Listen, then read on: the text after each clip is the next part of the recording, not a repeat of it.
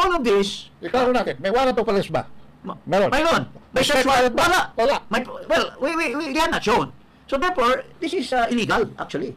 They have valid search warrant, they have valid warrant of arrest, but they have violated the requirement of search warrant because wala naman silang, hindi naman sila inisyuhan ng search because wala naman silang specific na isi-search. Dapat ba yan alam ng pulis? Alam nila yan. Ha? Lalo na itong lalo na itong general na ito.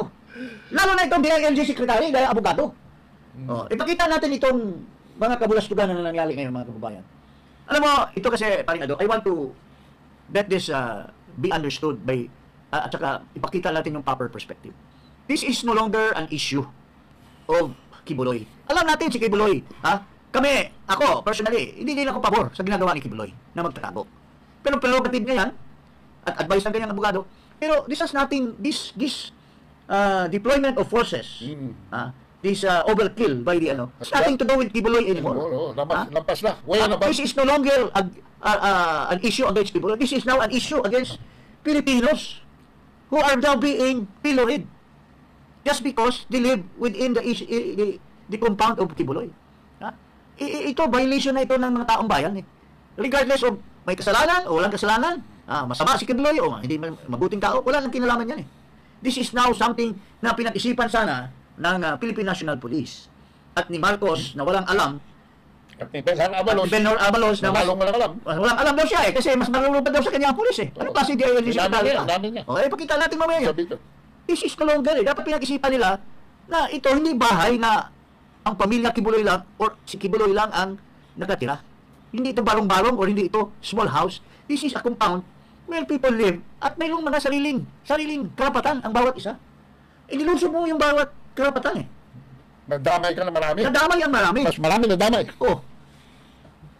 Bakit dapat kumuha sila ng the best thing is search warrant or perhaps they should have used other means such as probably filing injunction or filing paalisin muna lahat ng mga tao noon. If that is warranted under the law. Labas mo muna kayo lahat yan.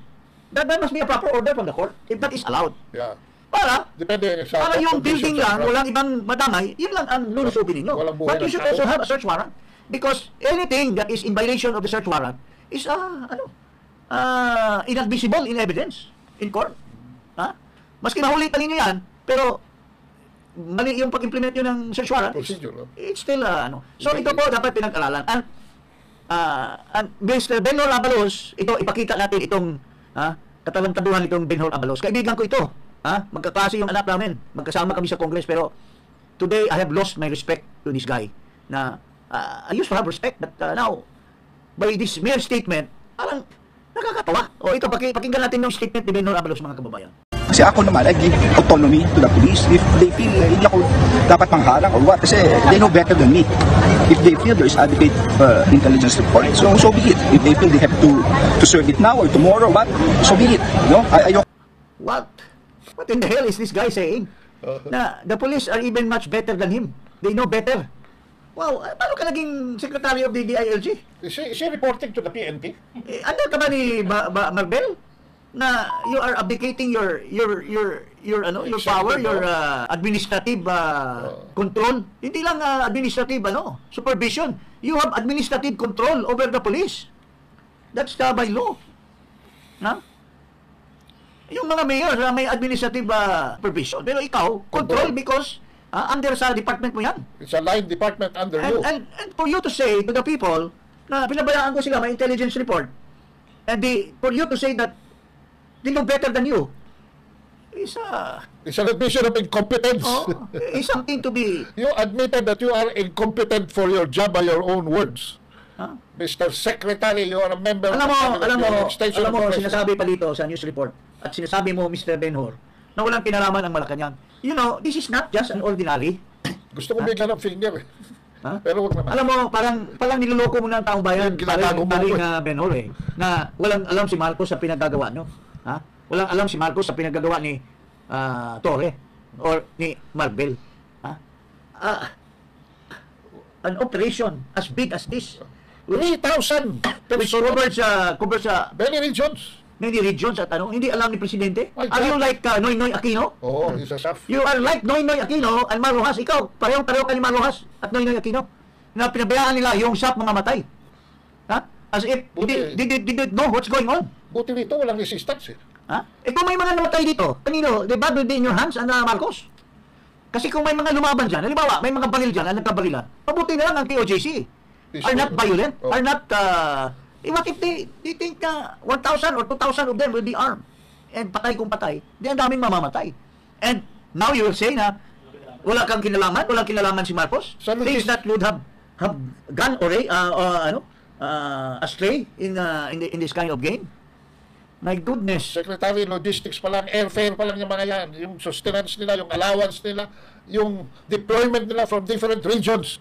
This involves presidential action.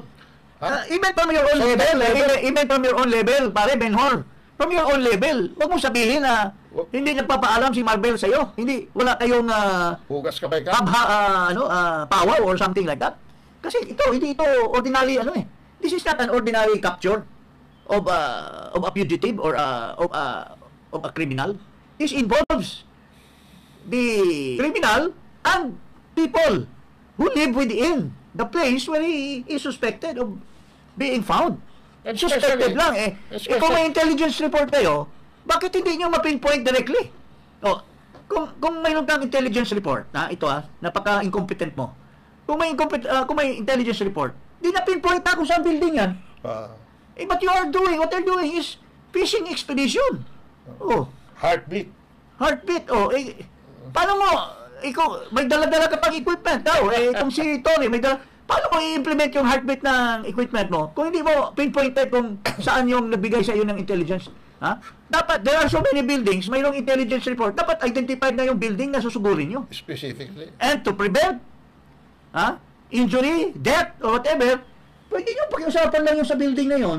Umalis kayo kasi dito yung suspicion namin na nandito. Lahat na building, pinapakialaman nyo. Anong rider siya? Horse rider. Nakakatawa. Hindi. Alam mo, for you to be panicking, nawala yung voice mo, for you to say na, hindi ako magkikialam dyan. Mas marunong pa sila sa akin. Wow! Command responsibility yan, sir. The ILG is the controlling interest of the Philippine National Police. How can you? You're moving physical and financial and human resources. Tapos Pagka millions. pinagsinungalingan pa yan si Marcos na walang kinalaman ng Malacanang. Alam naman na sinungaling ka kasi nagre-report ka kay Marcos every minute. Siyempre Marcos was saying, Benhor, ano nangyari dyan? Marami nang namamatay. Tapos sasabihin mo, walang kinalaman si Marcos. Baka sinungaling mo naman, sir. Nawala tuloy yung ko sa iyo Ang tagal ko pang kaibigan ka Magkasama pa tayo sa Congress, yung mga anak natin sa Lasal. Tapos, ganun ang gagawin mo sa taong bayan. Hindi naman tama yun. I have to put my foot forward over this incident. Kasi, this is too much.